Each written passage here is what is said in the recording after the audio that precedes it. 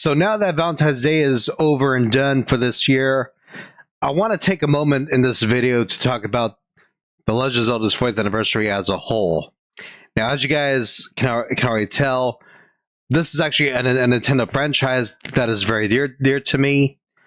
It is a franchise that has helped me get through some really dark times in my life, as well as helped me overcome some challenges that I never really could before. Even as of today, even as of right now, I'm still overcoming a lot thanks to Link's spirit in me.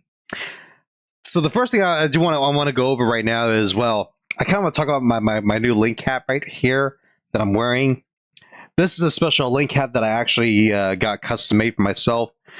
I actually asked the seller to make this cuff golden to give it that more luxurious look, to show that I'll be celebrating the 40th anniversary of the series through my live streams because of this. I love the way that this looks. So the cup of this cap is made of a golden satin material or fabric. I mean, the rest of the hat is cotton, but the cuff around the hat is a gold satin. And I can tell you right now, I love this thing. It's absolutely gorgeous, and it's just fitting for this anniversary this year. So let me just point out right now, happy 40th anniversary to The Legend of Zelda. The first thing I want to go over right now is how it began for me with playing The Legend of Zelda.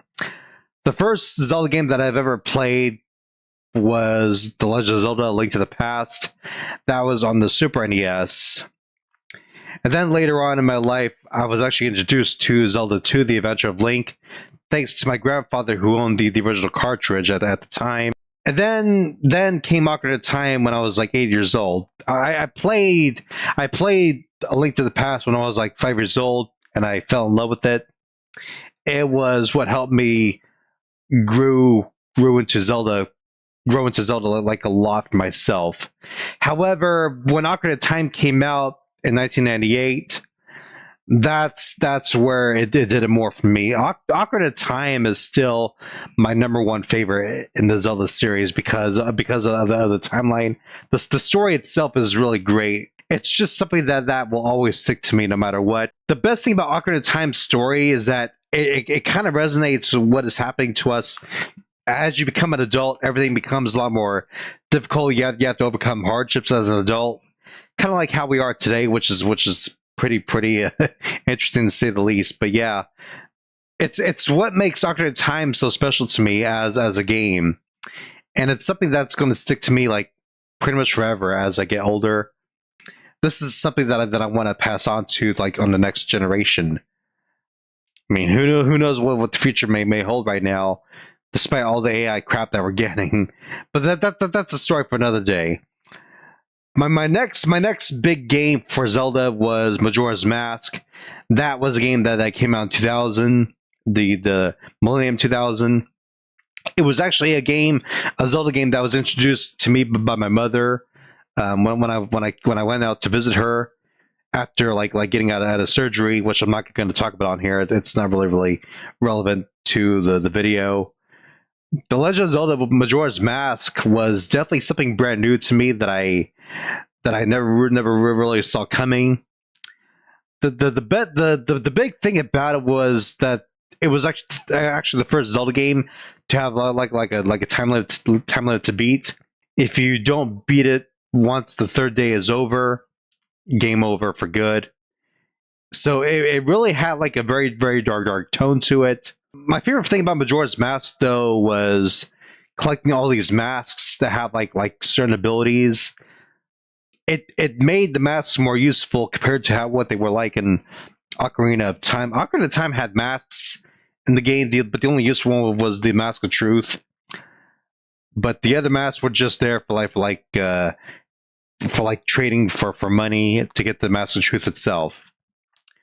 Majora's Mask is my second favorite Zelda game of all time, and I'll be playing it. I'll be playing it a lot again this year.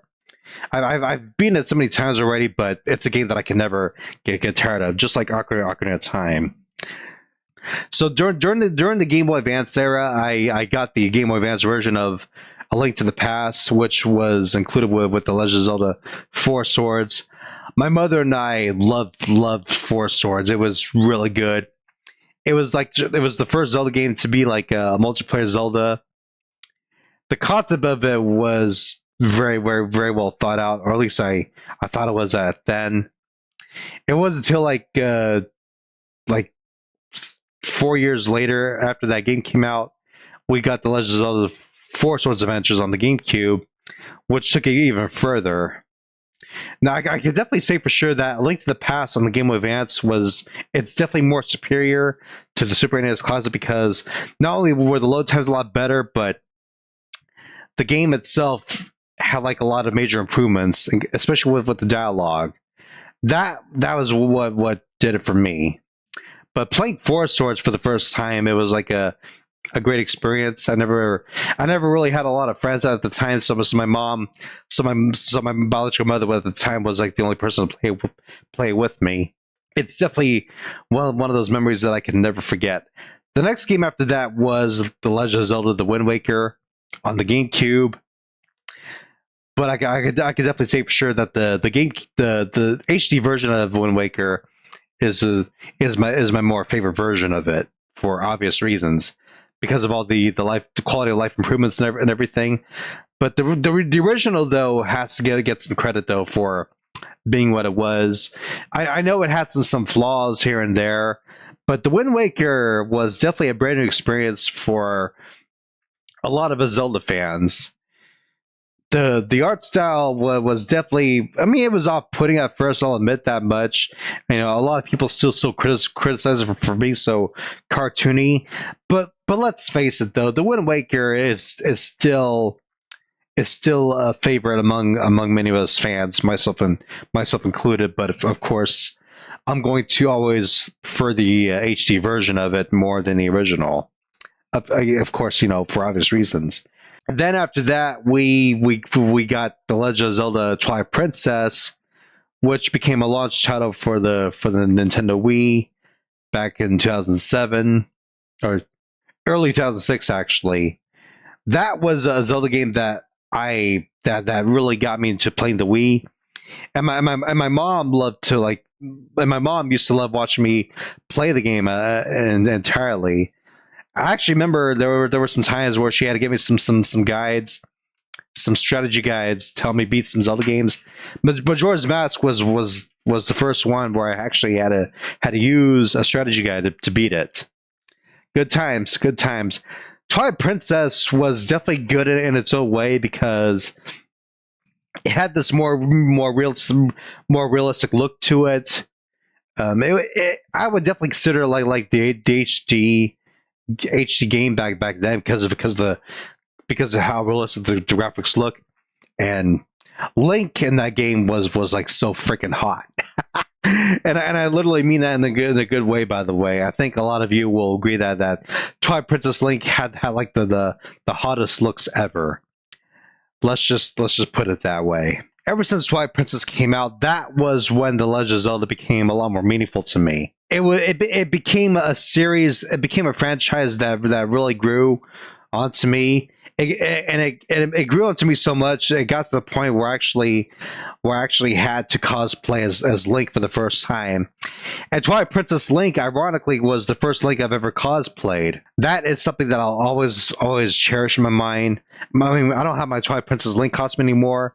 Not that it really matters, but man, if I had the chance to cosplay Twilight Princess Link again, I would definitely go for sure. Because I mean, let's face it, he's definitely the best Link out there. Ocarina of Time Link is number one for me, but Twilight Princess Link gets a lot of credit here. I'll say that right now. And then when Skyward Sword came out on the Wii, that was like the second Wii game for the system. The motion controls for the game definitely had some criticism for many people out there, but the storyline of Skyward Sword was very deep, very emotional too, because it really brought out Link's connection with Zelda, the character. I mean, it really gave out a lot more depth to how they were portrayed in a more like a romantic relationship like kind of feel. And of course, you have Bruce, who definitely had like a major character evolution in the game. That is something that I can never forget. Bruce is just that one character that really grows onto you as you progress through the game. So really, other than that, though, I really can't say much else about this. The Legend of Zelda's 25th anniversary back in 2011 was the best thing that ever happened to me.